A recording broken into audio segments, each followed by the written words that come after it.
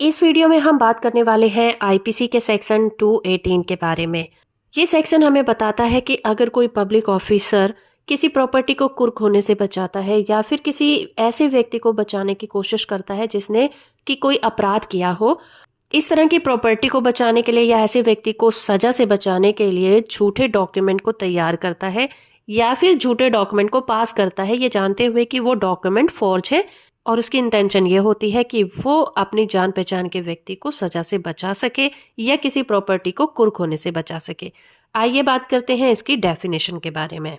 जैसे कि मैंने आपको बताया कि किसी भी पब्लिक ऑफिसर से ये उम्मीद की जाती है कि वो अपनी ड्यूटी को ईमानदारी से करेगा, मगर कई बार ऐसा होता है कि वो बायस्ड हो जाते हैं अपने रिलेशन में किसी व्यक्ति को बचाने के लिए या फिर फैमिली के किसी मेंबर को बचाने के लिए जो कि जानता है कि वो अपराधी है, या फिर ऐसी प्रॉपर्टी को कुर्क होने से बचाने के लिए जिसके ऊपर कोई लायबिलिटी है, कहीं गिरवी रखी गई है या किसी और रीजन की वजह से उसे कुर्क किया जा रहा है। ऐसी प्रॉपर्टी को बचाने के लिए वो नकली डॉक्यूमेंट बनाता है या फिर किसी व्यक्ति को सजा से बचाने के लिए नकली एविडेंस तैयार करता है। या एक रीजन ये भी हो सकता है कि उस पब्लिक ऑफिसर के इंटेंशन किसी और व्यक्ति का नुकसान करना हो या फिर किसी क्राइम में फंसाने का हो। तो इस तरह के इंटेंशन के साथ अगर कोई पब्लिक ऑफिसर किसी गलत तरह के डॉक्यूमेंट को तैयार करता है, नकली डॉक्यूमेंट बनाता है ताकि कोई दूसरा व्यक्ति फंस जाए या फिर जिस व्यक्ति ने कोई क्राइम किया है वो बच जाए, या ऐसी कोई प्रॉपर्टी है जिसको कुर्क किया जाना है वो बच जाए, तो ये माना जाएगा कि उस पब्लिक ऑफिसर ने अपनी ड्यूटी को सही से नहीं किया।